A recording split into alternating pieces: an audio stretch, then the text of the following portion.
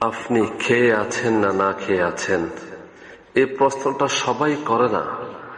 আপনার কষ্ট, আপনার দুঃখ, আপনার সংগ্রামের খবর অনেকেই রাখে না। দিনের পর দিন আপনি হয়তো নীরবে লড়াই করে যাচ্ছেন, কিন্তু সেই লড়াইটা কেউ দেখছে না। কখনো কখনো এমনও হয় চারপাশে অনেক মানুষ থাকে, তবুও নিজের কষ্টগুলো কাউকে বলা যায় না।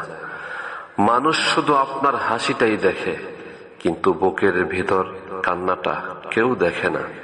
তাই মানুষের কাছে বেশি প্রত্যাশা করবেন না, কারণ সবাই আপনার পরিস্থিতি বুঝবে না। যদি কেউ খোঁজ না নেয়, তবুও হতাশ হবেন না।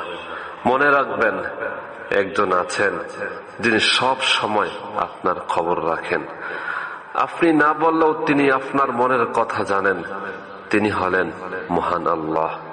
তাই কষ্টের সময় ধৈর্য ধরুন, আল্লাহর উপর ভরসা রাখুন। কারণ অন্ধকার রাতের পরে যেমন সূর্য ওঠে, তেমনি কষ্টের পরও একদিন সুখের সময় আসবে ইনশাআল্লাহ।